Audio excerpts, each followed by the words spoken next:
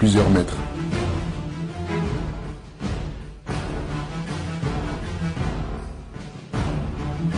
Tandis qu'une légère augmentation dessécherait et anéantirait toute forme de vie.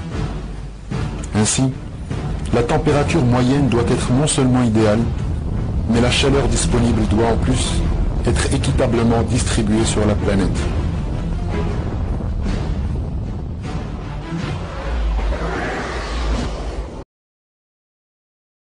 Pythagore a découvert que les plantes et les animaux se développent selon des lois mathématiques relativement précises.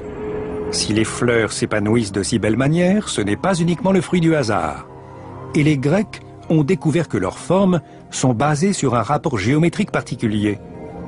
Mais ce n'est qu'à l'époque de la Renaissance qu'un illustre Italien a posé l'équation. Il a déterminé que la clé de la beauté dépendait d'un rapport compris entre 1 et 1,618. Pourtant, et vous n'allez pas le croire, ce rapport de 1,618 fonctionne vraiment. Mesurez par exemple la distance qui sépare le sol de votre nombril et votre nombril de votre tête. Si vous êtes bien proportionné, le rapport doit se situer entre 1 et 1,618 et il s'applique à toutes les parties du corps. Les gens, les artistes ont remarqué que sur un beau visage, par exemple, la largeur de la bouche correspondait exactement à 1,618 fois la largeur du nez. Si le visage n'était pas beau, ce rapport ne s'appliquait pas. Les dentistes, à leur tour, ont constaté que la dent de devant était 1,618 fois plus large que la dent d'à côté. Donc que l'incisive centrale du maxillaire était 1,618 fois plus large que l'incisive latérale. Donnez-nous d'autres exemples. Vos doigts sont des phalanges. Chacun des os est une phalange. Celle qui se trouve au plus près de l'articulation fait 1,618 fois la longueur de celle du milieu, qui correspond à 1,618 fois la longueur de celle qui se trouve à l'extrémité. Ce chiffre revenait donc sans cesse. C'était assez incroyable. Vous vous souvenez de Zara? Cette théorie s'applique-t-elle sur une personne comme elle? Cet objet est un compas à pointe sèche. Il permet de diviser différentes mesures comprises entre 1 et 1,618 qui représentent le rapport universel. Dans le cas d'un beau visage, on remarque en général que la largeur de la bouche correspond à 1,618 fois la largeur du nez, ce qui est exactement le cas chez Zara. Fais-moi un sourire. Si on regarde les dents, on constate que la largeur de l'incisive supérieure correspond à 1,618 fois la largeur de l'incisive latérale. Et idem pour l'autre côté. Cette proportion se répète systématiquement sur un beau visage. C'est ahurissant. Si je mesure la largeur de la bouche de Zara, je recommence. Je suis un chirurgien, j'ai l'habitude de manier des objets tranchants et je me coupe rarement. Si je mesure la largeur de sa bouche et ensuite l'intervalle qui la sépare de l'extrémité de son visage, j'obtiens le même rapport, 1,618. Et c'est le cas. Ce rapport se répète systématiquement sur un beau visage, et Zara est un très bon exemple. C'est pour ça qu'elle est si jolie.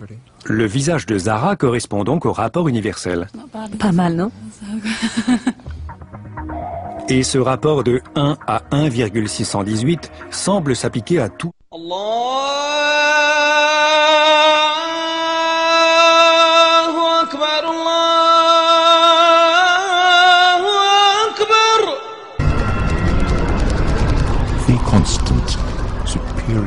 La constante ou le nombre d'or 1,618.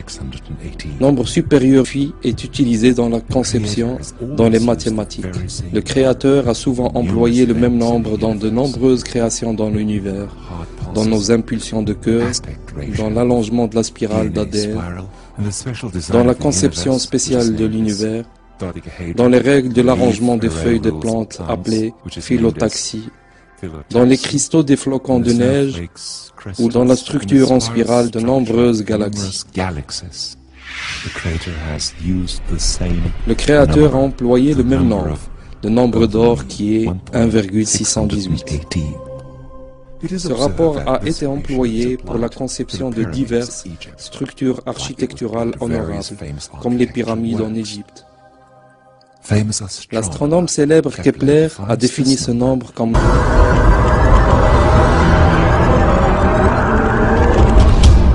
Après 25 longues années d'études, le docteur esthéticien Stephen Marcotte montre que chacun des corps et des visages humains créés conformément à ce rapport est parfaitement beau.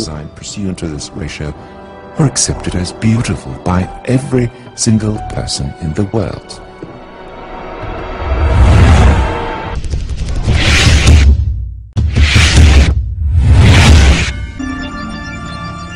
La proportion de la distance entre la Mecque et le pôle Nord à la distance entre la Mecque et le pôle Sud est exactement 1,618.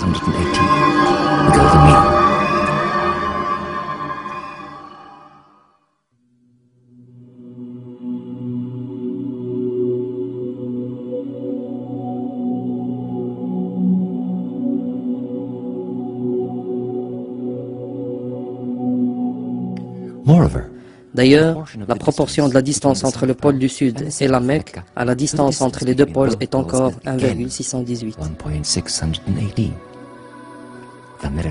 Le miracle n'est pas tout à fait fini.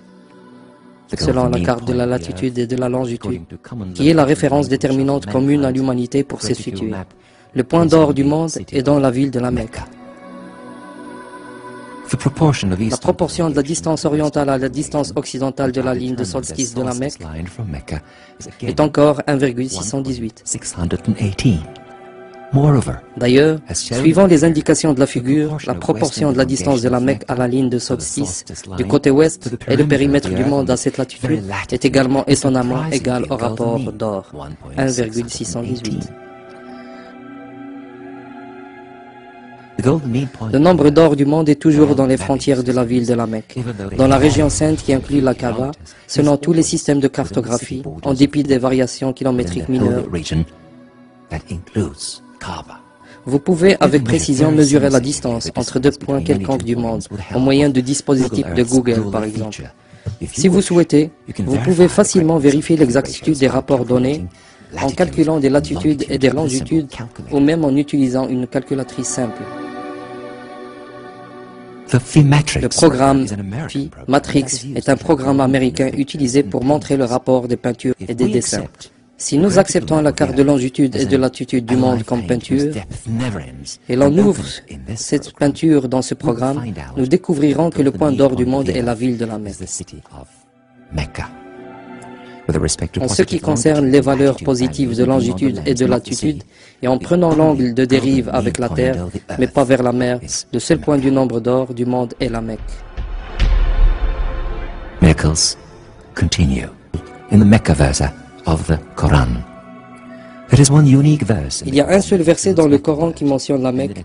Ce verset nous présente des évidences et une preuve pour la foi de l'humanité entière. La relation entre la ville de la Mecque et le nombre d'or est clairement citée dans le verset 96 de la sourate, la famille Al-Imran. Le nombre des lettres de ce verset est 47.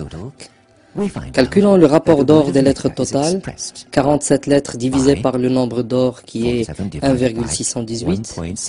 L'addition nous donne 29. Qui est équivalent à 29 lettres du commencement du verset jusqu'au mot Mecque. Si un seul mot ou une simple lettre était absente, ce rapport ne serait jamais constitué.